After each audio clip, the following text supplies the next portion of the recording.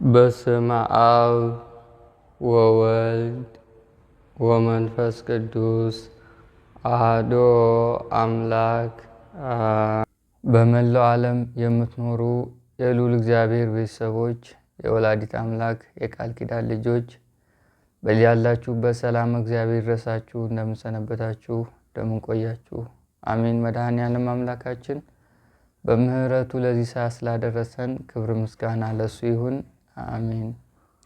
ዛሬ እንደ መድኃኔዓለም ቸርነት የምንማማርበት የትምህርታችን ርዕስ የሚሆነው ብዙ ጊዜ ታግለን በመንፈሳዊ ሕይወት ለምንድን ነው ለውጥ ያላመጣ ነው በሚል ይሆናል።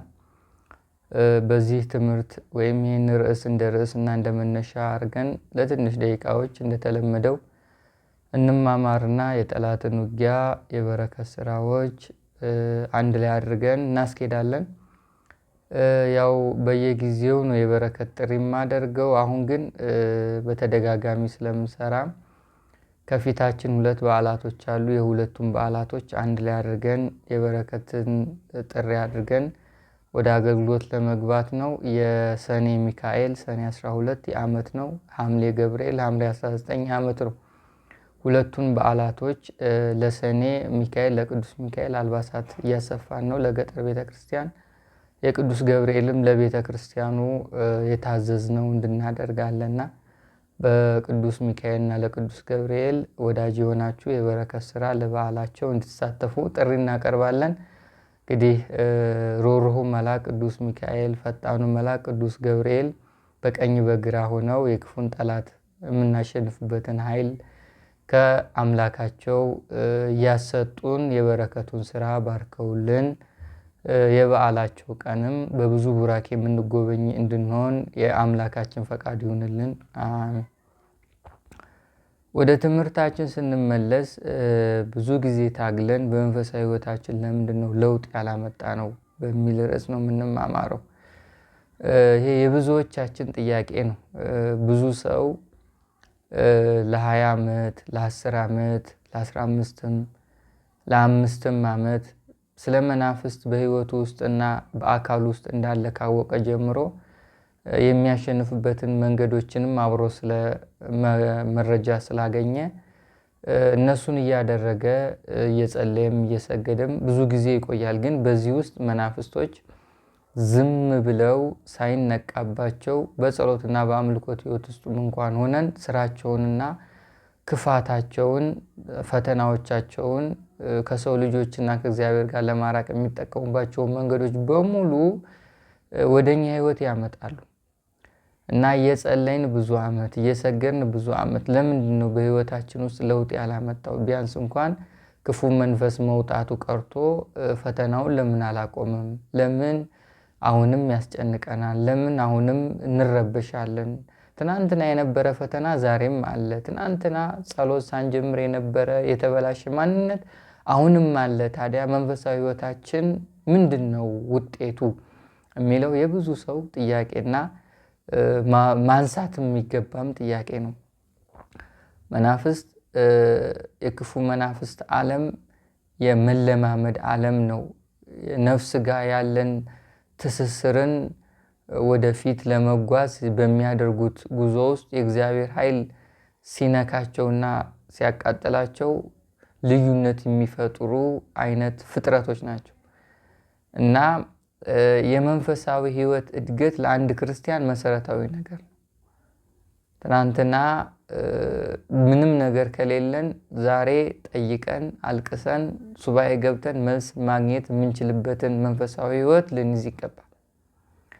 ትናንትና ዓለማዊ ከነበርን ከአልባሳት፣ ከአነጋገር፣ ከአዋዋል፣ ከአበላል ጀምሮ የዓለምን ህግና መርህ የምንትከተል ሆነን ከነበረ ዛሬ ያ ሁሉ ተለውጦ ሌላ ማንነት፣ ሌላ ባህሪ፣ ሌላ ሰብአዊ የሆነ የውስጥ የህሊና ብሩህነት በመንፈስ ቅዱስ ስጦታ የሚመጣ ይህን በሙሉ በመንፈሳዊ ህይወት የሚገኘው። መንፈሳዊ ህይወት የራሱ የሆነ ህይወት ነው። መንፈሳዊ ህይወት የራሱ የሆነ አካሄድ አለው። የራሱ የሆነ ዝግጅት አለው። የራሱ የሆነ ውጤት አለው። የራሱ የሆነ ጊዜ ያስፈልገዋል። የራሱ የሆነ ትኩረትና ትልቅ ትልቅ ድርሻ በህይወታችን ውስጥ የሚይዝ ነው ማለት ነው።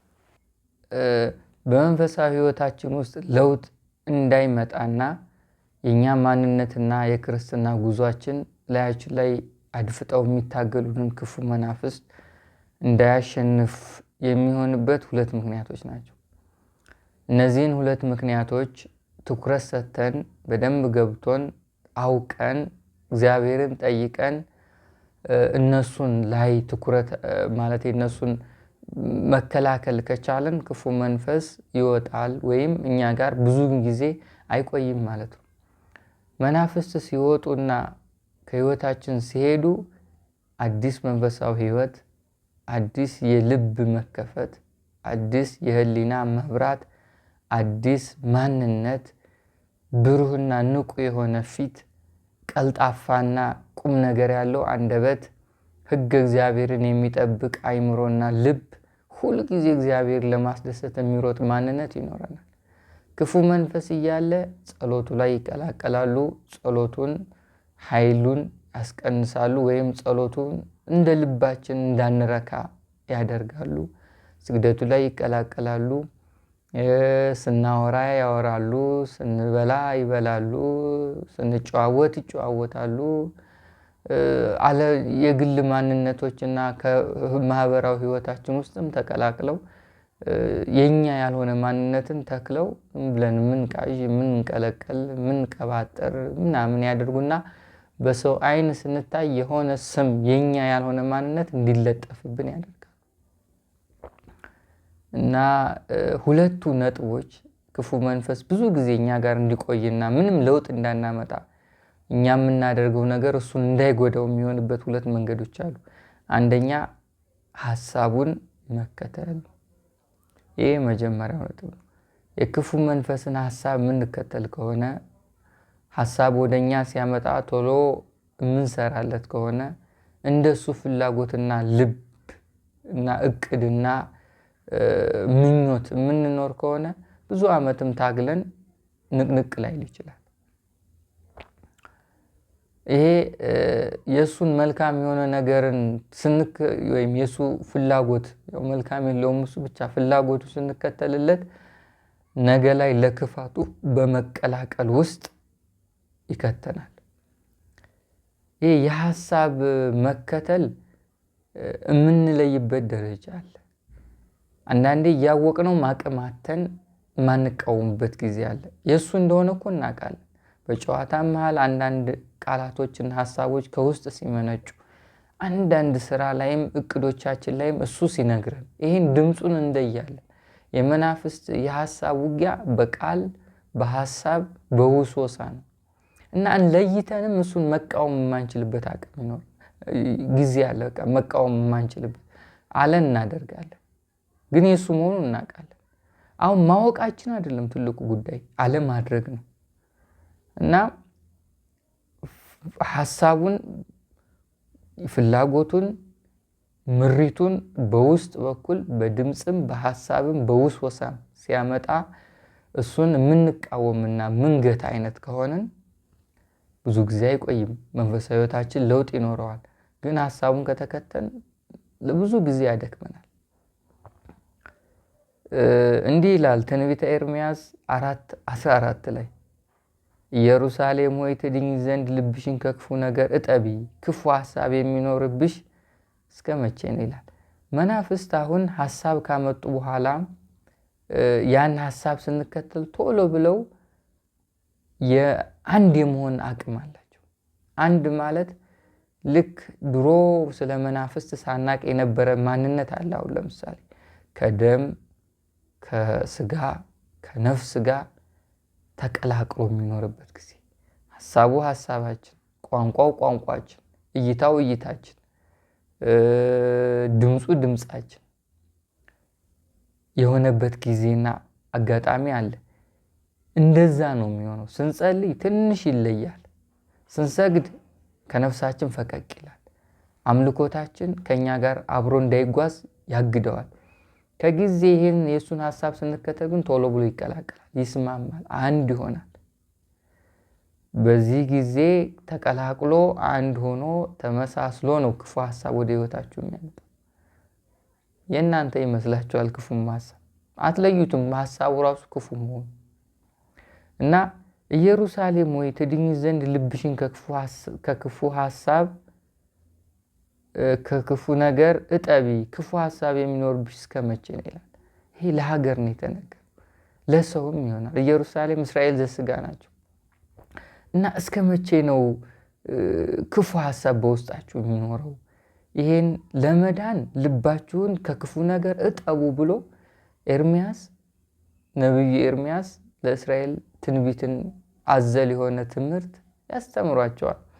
እና ለመዳን መጀመሪያ ምን ይላል? ልብሽን እጠቢ እያችሁ ንጹህ ልብ፣ ዲያብሎስ ሐሳቡን ያረጨበት ልብ፣ ክፋት የሌለበት ልብ፣ ንጹህ ልብ፣ እግዚአብሔር ሊያርፍበት ዝግጁ የሆነ ልብ፣ እግዚአብሔርን ብቻ የሚናፍቅ ልብ፣ የማይወላውል ልብ፣ ሁለት ሐሳብ የማይሆን ልብ። ይህ ንጹህ ልብ ነው፣ የታጠበ ልብ፣ በቅዱስ ቁርባን የታጠበ፣ በአምልኮት የታጠበ፣ በምስጋናና በእንባ የታጠበ ንጹህ ልብ፣ ክፉ ሐሳብ የማይገባበት ልብ። ይህን ልብ ያዢ። ከዛ ምን ይላል? ክፉ ሐሳብ የሚኖርብሽ እስከመቼ ነው? መናፍስት በውስጥ የሚያንሾካሹኩትን ድምፅ እየሰማሽ ወደ ክፉ የምትመሪው እስከመቼ ነው? ክፉ ሐሳብ መገለጫሽ የሚሆነው እስከመቼ ነው? ይሄ የኛ ህይወት ነው። ከጠላት ጋር ባለን ውጊያ ልባችን ማጠብ እስከ መቼስ ነው ከጠላት ይሄን አይነት ህይወት የሚኖረው የሚለውን ጥያቄ ልንጠይቅ ይገባል። አዎ። እና የክፉ ሐሳብ ጉዳይ የመናፍስትን ህልውና የሚወስን ነው። በእኛ ህይወት ውስጥ የመናፍስትን የመስራትና ያለ መስራት፣ ወደፊት የመጓዝና ያለ መጓዝ፣ ነገን የበለጠ ወደ ክፋት ወደ ርኩሰት የመክተትና ያለ መክተት ቻንስ የሚያገኙበት ጥያቄ ነው። ይሄ የእነሱን ሐሳብ መቀበልና አለመቀበል። ከአፍ የሚወጣው ነው የሚያረክሰው አይደለ? ከልብ የሚመነጨው ነው የሚያረክሰው። ርኩሰቱ ደግሞ ለዲያብሎሱ ግብር ነው። መድኃኔዓለም ክብር ይግባውና በማርቆስ ወንጌል 7:15 ላይ እንዲህ የሚል ቃል እናገኛለን። ከሰው የሚወጣው ሰውን የሚያረክስ ያ ነው ይላል። ከውስጥ ከሰው ልብ የሚወጣ ክፉ ሐሳብ ይሄ ያረክሳል። አያችሁ፣ ክፉ የሆነ የዲያብሎስን ሐሳብ ወደ ውጭ ካወጣን እሱ ያረክሳል። በአንደበት ከተናገረ፣ አዎ በአንደበትም መርከስ አለ፣ በሐሳብም መርከስ አለ፣ በመስራትም መርከስ አለ። ግን ይሄ የሐሳብና የአንደበት መርከስ ክፉ መንፈስ ሲያመጣው እኛ ውስጥ ተግባራዊ ሲሆንና ተደማጭ ሲሆን ነው እንጂ ክፉ ሐሳብ አምጥቶ ከተቃወም ነው እሱ ርኩሰት አይሆን። ዞር በል ያንተ ሐሳብ ነው በስላሴ ስም አቁም ካልነው እንግዲህ ያቆማል፣ ዞር ይላል። ይሄኛ ሐሳብ አለም። ግን በአንደበት የሚነገሩ ቃላቶች፣ ጨዋታዎች፣ እነዚህ ምንድነው የምትሏቸው? ይሄ በሌላው ሰው ላይ እየጠቆሙ ሐሜቱና ዋዛ ፈዛዛው ነው የምትሉት፣ ዝም ብሎ ይሄ የማይረባ ጨዋታ ምናምን፣ ይሄ ያረክሳል። በጣም ልትጠነቀቁ ይገባል። በተለይ አንደበታችሁን ከክፉ ከልክሉ። ሳታስቡት ነው ራሳችሁን ሌላ ዓለም ውስጥ የምታገኙት። አዎ። እና የመጀመሪያው ሐሳቤ ክፉ ሐሳብን ወይም የዲያብሎስን ሐሳብ ድምፅ፣ ውስወሳ በተለያየ መንገዶች ሲያመጣ መቀበልና ወደ ተግባር መለወጥ። በመንፈሳዊ ህይወታችንም ከመናፍስት ጋር ባለን ውጊያም ብዙውን ጊዜ ወደ ላይ እንዳንወጣ እንዳናድግ ወደ የሚያደርግ ነው ማለት ነው። ሁለተኛው የልማድ ኃጢአት ነው። ይሄ በጣም በሽታ ነው። የልማድ ኃጢአት በቀላሉ አይለቅም። አለመልቀቁ ብቻ ሳይሆን ይሄ ይቆራኛል ከነፍስና ከስጋ ላብህና ወዝህ ጋራ ሐሳብህ ጋራ የሆነ የሚቆራኝ አይነት ነው። ይሄ ልማድ ኃጢአት ነገር ልማድ ሲሆንብን፣ ወሬ ልማድ ሲሆንብን፣ በወሬ ውስጥ ሐሜትና ርኩሰት መዘባረቅ ሲደመርበት፣ እርኩሰቱ የዝሙታ ዝሙቱ ግብረ አውናን ልማድ ሲሆንብን፣ ቁርኝቱ ከስጋ ከነፍስ ከደም ጋር ይሆንና ለብዙ ጊዜ የሚያሰቃየን አይነት ነገር ነው የሚሆነው። የልማድ ኃጢአት ካለ መናፍስት ይኖራሉ፣ እየተቃጠሉም ይኖራሉ፣ ሰራዊት በትነውም እየመለሱም ይኖራሉ። እና ብዙውን ጊዜ ብዙ ጊዜ እንዲኖሩ የሚያደርጋቸው የልማድ ኃጢአት። ትናንትና ጸሎት ስንጀምር የነበረው ፈተና ዛሬም አለ። ትናንትና ስንጀምር የነበረው የሚያመጣብን መጨናነቅ፣ ውጥረት፣ ምን ሁሉ ነገር ዛሬም ይኖራል የልማድ ኃጢአት ካለ። ስለዚህ መናፍስትን በብዙ ነገር ስኬታማ የሚሆኑት በዚህ ነው እና ትኩረት ልንሰጥበት ይገባል። የልማድ ኃጢአት መድኃኔዓለም እግዚአብሔር አምላካችን ለእስራኤላውያን እንዲህ ይላል በትንቢተ ሕዝቅኤል ምዕራፍ 20 ቁጥር 30 ላይ እንደ አባቶቻችሁ ልማድ ትረክሳላችሁ ይላል። ልማድ ዘር ነው። ልማድ ከላይ የሚወርድ ነገር ነው። ልማድ የሚወለድ ነው። የልማድ ኃጢአት ይወለዳል፣ ዘር ይሆናል፣ በዘር ይመጣል። ጊዜና ዘመንም የሚያጣብቀው ነገር አለ።